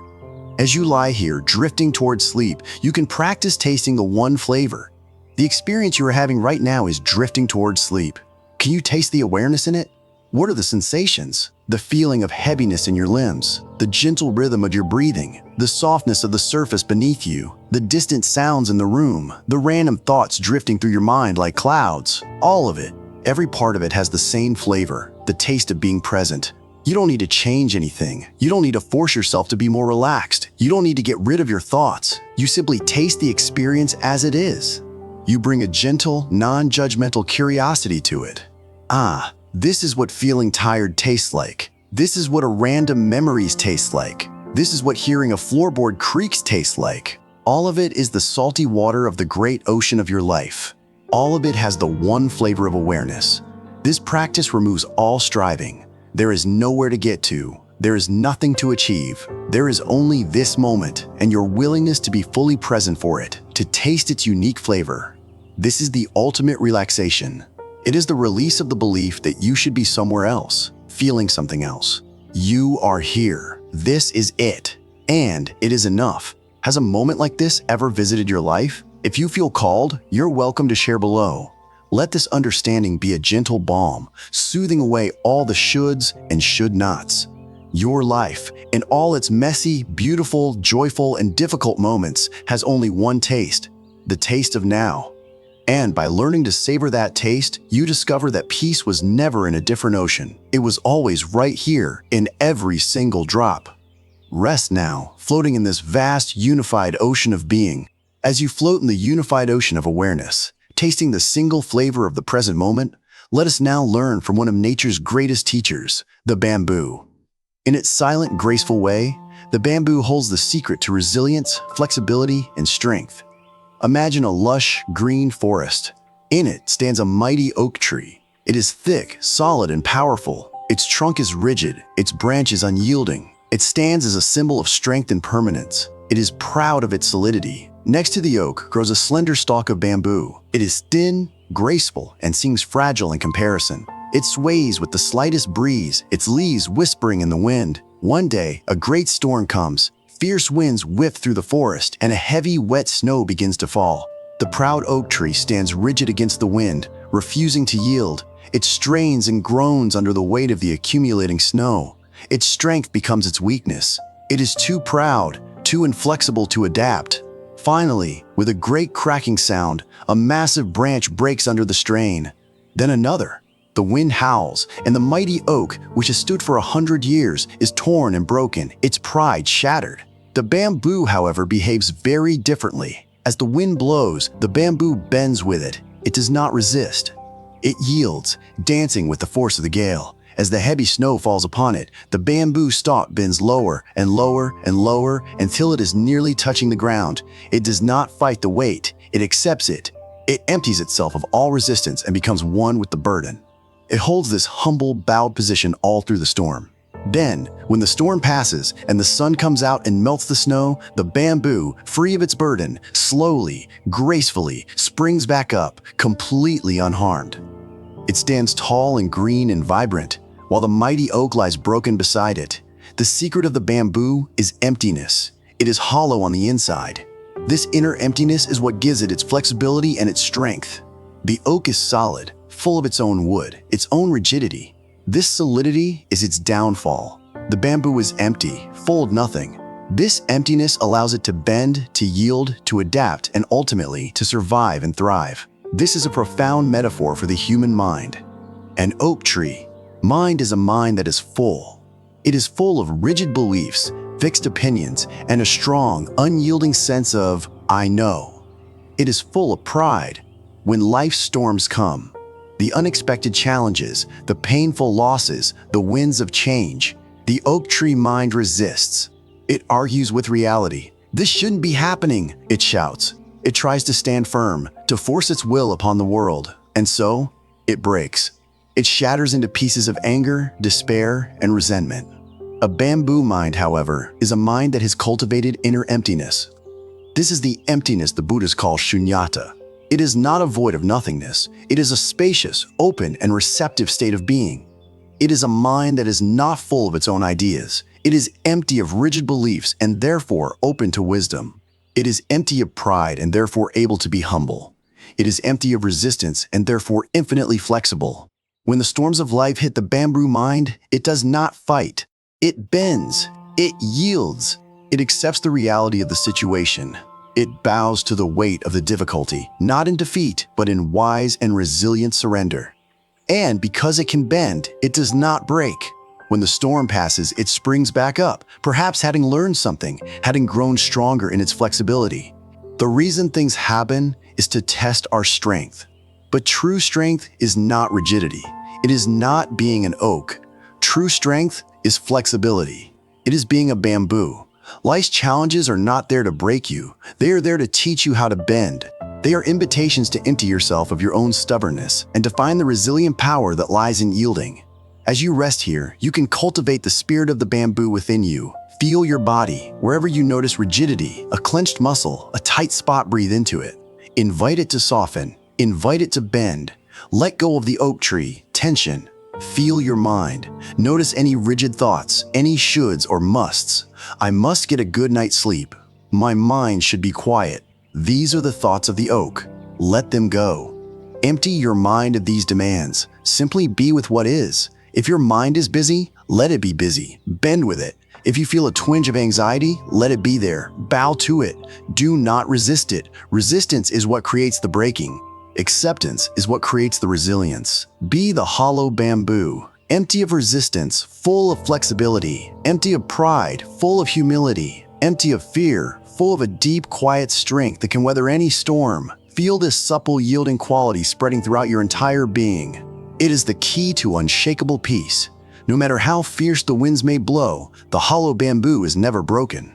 Rest now in the strong, silent, and empty power of your own bamboo nature. Having cultivated the resilient, yielding nature of the bamboo, you are now open and receptive. You have emptied yourself of rigidity and are ready to receive a deeper truth. This is a story about the necessity of that emptiness, a young, brilliant scholar, renowned throughout the land for his vast knowledge of spiritual texts, came to visit an old Zen master. The scholar was proud of his learning and came not so much to learn, but to impress the master with his own understanding and perhaps to challenge him in a philosophical debate. He arrived at the master's simple hut and was invited in for tea. As the master prepared the tea with slow, deliberate movements, the scholar began to speak. He talked endlessly about all the sutras he had read, all the complex philosophical concepts he had mastered. He quoted famous teachers, explained the nuances of different schools of thought, and filled the small hut with his theories and speculations. He was a fountain of knowledge, and he made sure the master was aware of it. The old master listened patiently, his face serene. He did not interrupt. He simply nodded from time to time as he poured the hot water and let the tea steep. Finally, the tea was ready. The master picked up the teapot and placed a cup in front of the scholar. He began to pour. The scholar, pausing for a moment in his long-winded monologue, watched. The master filled the cup to the brim, but he did not stop pouring. The tea began to overflow, spilling out of the cup and running all over the table. The scholar watched in astonishment and then in alarm as the hot tea cascaded onto the floor. "Stop!" he yelled, jumping back. "What are you doing? The cup is full. It's overflowing. No more will go in." The old master calmly put down the teapot and looked at the scholar. A gentle, knowing smile was in his eyes. "Like this cup," he said softly, "you are full of your own opinions and speculations. How can I show you Zen unless you first empty your cup?" The scholar was struck silent. In that moment, he understood. All his knowledge, all his theories, all his pride, they were the overflowing tea. There was no room in his mind for anything new. He had not come to learn. He had come to be validated. He had come with a full cup. He bowed his head in humility, a profound lesson learned without a single philosophical argument. This story is a powerful reminder for all of us on the spiritual path. We come to a practice like this with our cups already full of ideas about what peace should feel like, full of expectations about what meditation should achieve, full of judgments about whether we are doing it right, full of knowledge about how the mind works, full of worries, plans, and memories. And we wonder why we cannot find stillness. We wonder why the teachings don't work. It is because our cup is overflowing. There is no room for the fresh, living truth of the present moment to enter.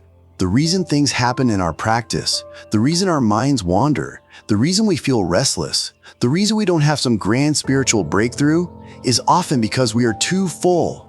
We are trying to pour more tea into an already full cup.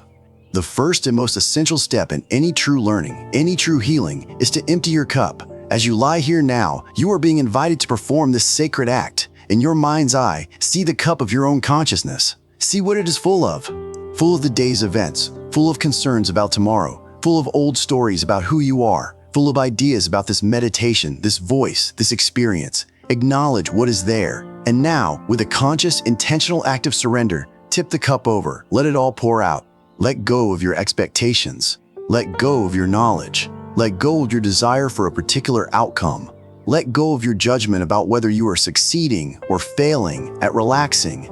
Empty your cup. Become a beginner. Become a don't know mind. A don't know mind is a mind that is open, curious, and receptive. It is the mind of a child seeing the world for the first time. It is the mind of the scholar after his humbling lesson. It is the only mind that can truly receive. In this state of emptiness, you are not trying to add anything. You are not trying to achieve peace. You are simply creating the space for peace to arise on its own. Peace is the nature of an empty cup. It is not something you pour in. It is the quality of the space itself. Many return here each night to rest in these stories. If you'd like, you're welcome to join them by subscribing. Every time you notice your mind filling up again with thoughts and judgments, you have another opportunity. You don't get frustrated. You just gently, patiently tip the cup over again. This is the practice, over and over. Emptying, releasing, letting go, making space. Feel the profound relief of this inner emptiness. It is not a lack. It is a spaciousness. It is a freedom from the heavy burden of being full all the time. It is the quiet readiness to receive the simple, unadorned truth of this very moment, just as it is. Rest in this beautiful, receptive emptiness. Your cup is empty. Your mind is open. Your heart is ready. There is nothing more to do. Having emptied your cup, you now rest in a state of open, receptive awareness. From this spaciousness, we can perceive one of the most profound and beautiful truths of existence, the truth of radical interconnectedness. Imagine a vast cosmic net that stretches out infinitely in all directions. This is the net of Indra, a powerful metaphor from Mahayana Buddhism. At every single intersection of this net, where the threads cross, there hangs a single, brilliant, perfectly polished jewel. Each jewel is so clear and bright that it reflects every other jewel in the entire net. And not just that, each jewel also reflects the reflections within every other jewel. So, if you were to look closely at any one jewel, you would see the shimmering light of all the other countless jewels in the universe reflected within it. And in each of those reflections, you would see the reflections of all the others, and so on, into an infinite, dazzling regression of light and form. The net is endless, the jewels are countless, and nothing is separate. This is the nature of reality. Each jewel represents a single being, a single event, a single particle, a single moment. You are one of these jewels. The person you love is a jewel. The stranger you passed on the street is a jewel. The pain in your heart is a jewel. The joy in your laughter is a jewel. A single blade of grass is a jewel. A distant star is a jewel. And every single one of them perfectly reflects all the others. This means that you are not just a separate, isolated self. You contain the entire universe. Within your own being, if you look deeply enough, you can see the reflection of everything that is, has been, and will be. Your joy is not just your joy. It is a reflection of the joy of the cosmos. Your sorrow is not just your sorrow. It is the sorrow of the world, reflected in your heart. This understanding changes everything. It dissolves the illusion of a separate self, the I, that feels so alone and cut off from the world. You are not a drop in the ocean. You are the entire ocean in a single drop. The reason things happen is because the entire net is constantly shifting and adjusting. A vibration in a jewel, a million light years away, causes a subtle shimmer in your own jewel. The thought you are thinking right now sends a vibration out that ripples through the entire net, touching every other jewel. An act of kindness here creates a cascade of light that illuminates the farthest corners of existence. An act of cruelty here sends a tremor of darkness through the whole fabric. There is no such thing as an isolated event. There is no such thing as an action that affects only you. We are all in this together, in the most literal and profound sense imaginable. There is a story of a bodhisattva, a being dedicated to the enlightenment of all, who was meditating on this very truth. As he sat, he had a vision. He saw a mother who was suffering deeply because her child was sick. He felt her pain as his own. His heart ached with her anguish. Then his vision expanded. He saw that this mother in a past life had been his own mother, and in another life, the sick child had been his parent.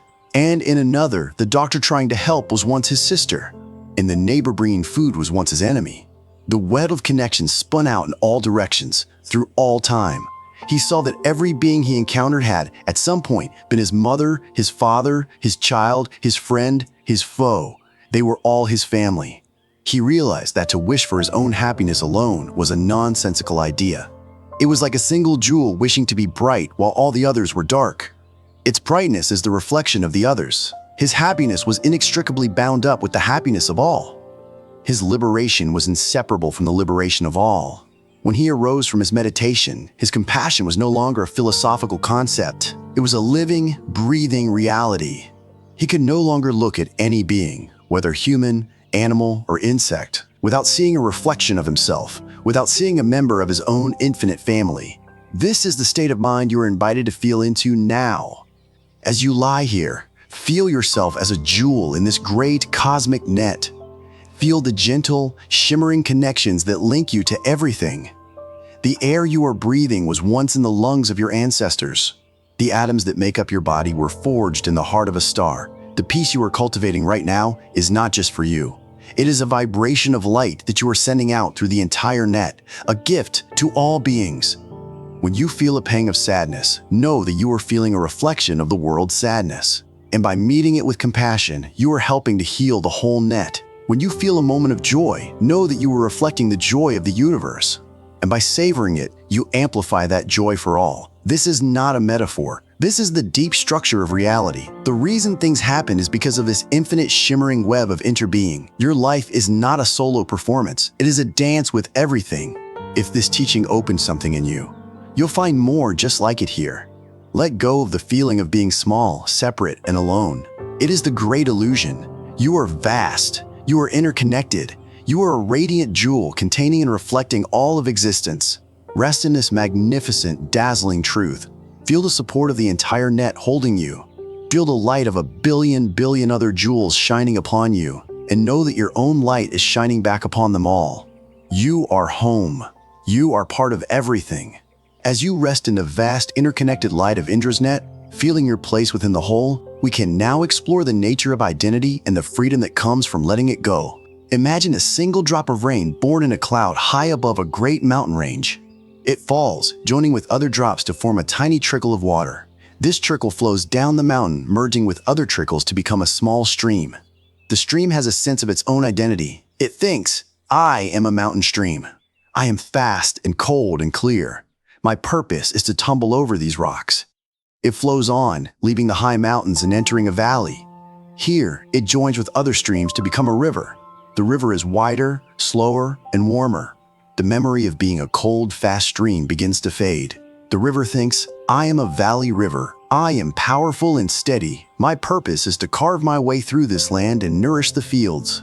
It is proud of its new identity. The river flows for many miles, through forests and fields, past towns and cities. It carries silt and leaves, stories and secrets. Its identity is constantly changing with the landscape. Finally, the river approaches the great, endless ocean. It can see the vast expanse of blue water on the horizon. A feeling of fear arises. To enter the ocean means to lose itself, to lose its name, its shape, its history, its identity as a river. It will be dissolved, consumed by the vastness. It hesitates at the estuary, holding back, clinging to its familiar form. It remembers its journey, the mountain, the valley, the forests. This is who I am, it thinks. If I enter the ocean, I will be no more. But the pull of the ocean is irresistible. The sun shines, the winds blow, and the tide calls. And eventually, the river lets go. It surrenders its form and flows into the great body of water. And in that moment of surrender, a miracle occurs. The river does not die. It expands. It becomes the ocean. It realizes that it was never just a river. The river was just a temporary form that the water had taken. Its true nature was always the water itself, which is the nature of the ocean. It has not been lost. It has come home. It has not been destroyed. It has become boundless. It has discovered its true, vast, and timeless identity by letting go of its small, temporary one. The ocean does not remember being a particular river. It is all rivers. It is all water. This is the journey of the self. You, like the river, have a story. You have a name, a history, a personality, a collection of memories and beliefs. This is your river identity. I am this kind of person. I have had these experiences. These are my strengths and weaknesses. We cling to this identity just as the river clings to its banks. We fear letting it go. We believe that without this story, we would be nothing. The spiritual path, the journey of awakening, is the process of realizing that you are not the river. You are the water. Your personality, your history, your ego. It is just a temporary shape that consciousness has taken. Your true nature is the vast, boundless ocean of pure awareness itself. The reason things happen in your life, the joys, the sorrows, a new job, a painful loss, is to help you see that your identity is not fixed. Each new experience changes the course of the river, showing you that the you of yesterday is not the you of today. Life is constantly trying to help you unlearn who you think you are so you can discover who you truly are. It is a process of flowing towards the ocean. As you lie here on the edge of sleep, you are at the estuary. You are at the meeting point of the river of your individual self and the ocean of universal consciousness. Sleep is a nightly practice of letting go, of dissolving the river of you into the vast healing waters of the ocean. This can be a fearful moment for the ego, the river. It fights to stay in control, to keep thinking, to hold on to its form. This is why it can be hard to fall asleep. It is the river's fear of the ocean, but you can learn to trust the process. You can consciously surrender. You can let the river of your thoughts, your worries, your identity flow out into the great peaceful sea. You are not dying. You are returning home. You are not being lost. You are becoming whole. Feel it now. The gentle pull of the ocean of deep sleep, of collective consciousness. Let go of the banks. Let go of the story of me. Let go of the name river. Allow yourself to merge with the vast, quiet, and peaceful water. There is nothing to fear. You have made this journey every night of your life. Tonight, you just do it consciously. You do it with trust. You do it with surrender. If this story brought you a sense of stillness, you may wish to stay close for more. The river forgets the source, and in doing so, becomes everything. Let go of your story. Let go of your form, and become the vast, silent, peaceful ocean. Rest now, not as a river, but as the water itself, boundless, timeless, and free. As you float in the boundless ocean of awareness, having let go of the limited story of you, you discover a space of pure potential. In this space, even the most deeply ingrained patterns can be transformed. This is a story about the power of a single moment of true seeing. In a village plagued by a clever thief, the people were at their wits' end. This thief was so skillful that no one could catch him. He could enter any house, bypass any lock, and disappear like a ghost. One night, he decided to rob the humble hut of the local Zen master, Shichiri Kojun. He slipped in silently, his eyes adjusting to the dark. He saw the master sitting in meditation, seemingly unaware of his presence. The thief crept towards a small chest, but as he did, the master spoke without turning around. "Do not take it all," he said, his voice calm and even. "I will need some money to pay my taxes tomorrow." The thief was startled, frozen in place. He had never been spoken to with such calm authority during a robbery. He was flustered. He took some of the money, but not all of it, and turned to leave. As he reached the door, the master spoke again. "A gift deserves a word of thanks." The thief was completely bewildered. He had never been thanked for stealing before. The strangeness of the encounter, the master's utter lack of fear or anger, had a profound effect on him. He mumbled, "Thank you," and fled into the night. This thief, whose name was Jiro, could not forget the encounter. The master's dignity, his calm, his strange response, it haunted him. He continued his life of crime, but the thrill was gone. He was eventually caught for another crime and thrown into prison. Years later, after serving his sentence, Jiro was released. The first thing he did was not to return to his old life, but to seek out the Zen master, Shichiri Kojun. He found him, bowed low, and said, "Master, I am the thief who came to your hut years ago. I have served my time in prison. Now, I have come back. Please, will you accept me as your disciple?" Shichiri looked at the man before him. He did not see a thief or an ex-convict. He saw a human being seeking a new path. He accepted him. And Jiro went on to become one of the master's most devoted and insightful students. After Jiro had been at the monastery for some time, the other monks found out about his past. They were outraged. They went to the master in a group and demanded that the thief be expelled. "It is a disgrace to have a common criminal living among us," they protested. "If he stays, we will all leave."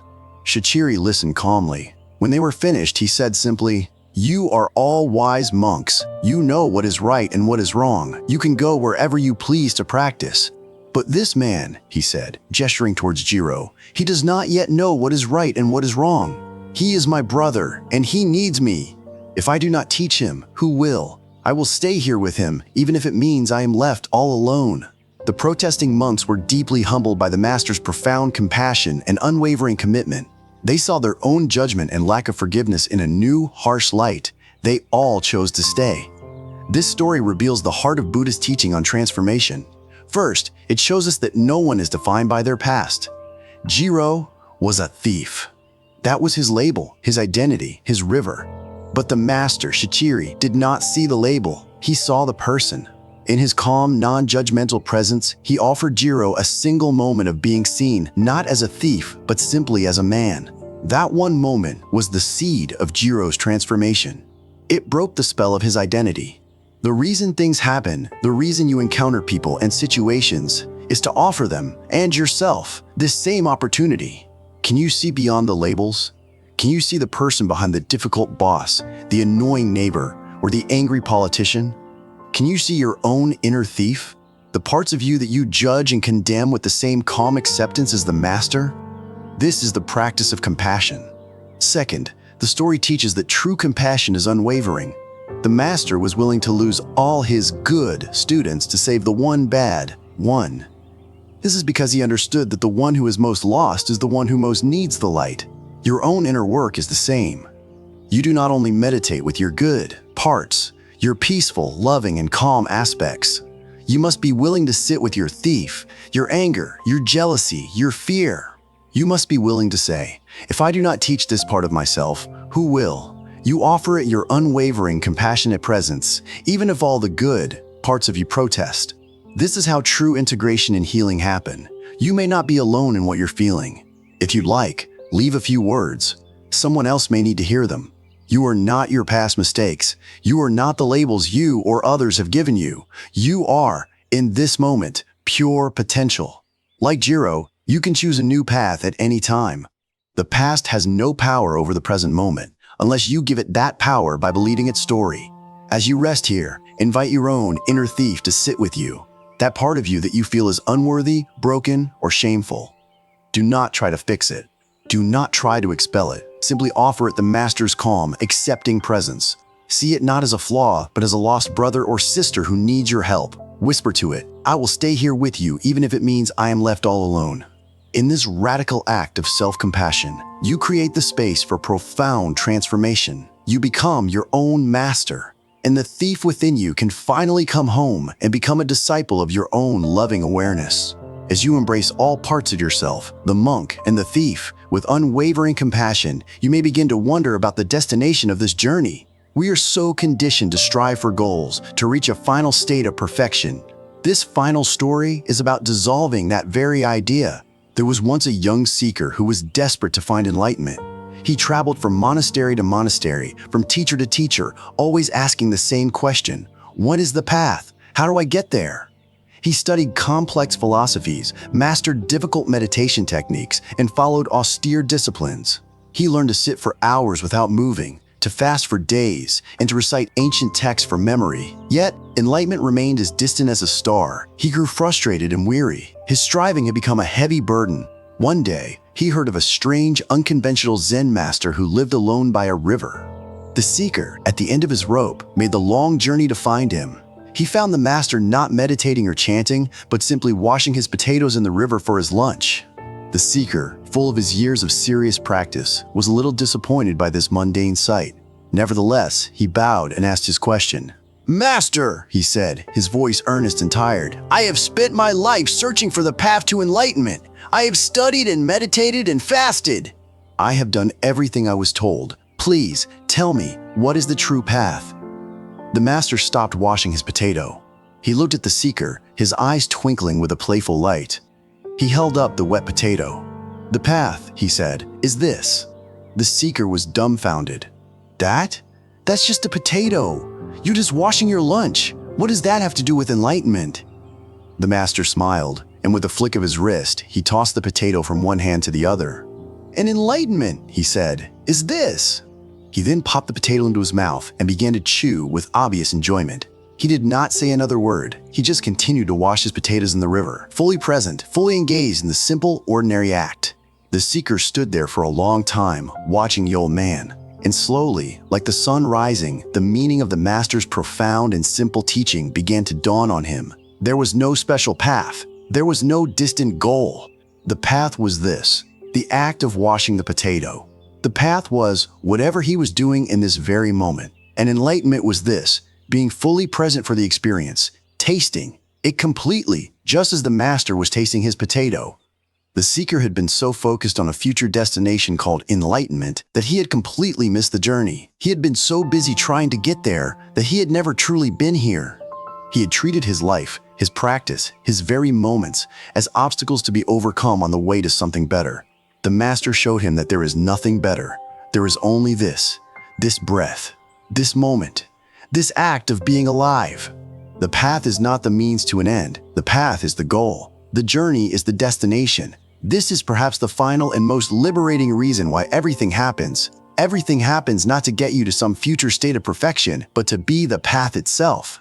Every moment, whether it is one of joy or sorrow, whether you are meditating in silence or stuck in traffic, whether you feel peaceful or anxious, that moment is the path. It is the curriculum. It is the teaching. It is the potato you are being asked to wash. Your purpose is not to transcend your life. It is to be fully present for it. It is to inhabit it so completely that the division between you and your experience dissolves. This releases you from all striving. You can finally stop trying to get somewhere else. You can stop judging your moments as good or bad, spiritual or mundane. It's all the path. It's all the potato. Washing the dishes is the path. Listening to the sound of the rain is the path. Feeling the ache in your back is the path. Breathing in and breathing out is the path. There is nowhere to go. There is only here. There is nothing to achieve. There is only this. As you lie here now, on the threshold of sleep, this is your final practice. Let go of any last lingering idea that you are trying to get to sleep or achieve relaxation. The path is this very moment of lying here. The goal is to be present for it. Feel the weight of your body. This is the path. Listen to the sound of your own breathing. This is the path. Notice the quiet hum in the room. This is the path.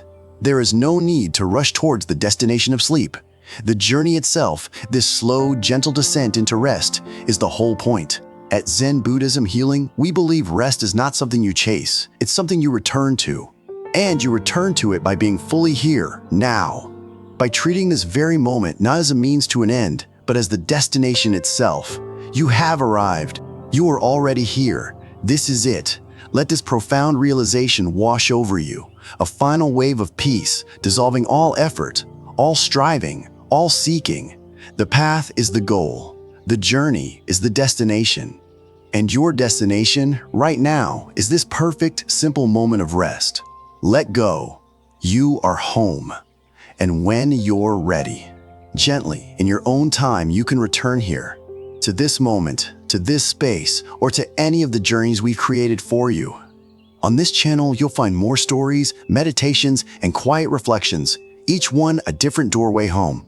So when life begins to feel heavy again, or you simply need a place to rest, we'll be here, waiting, peacefully.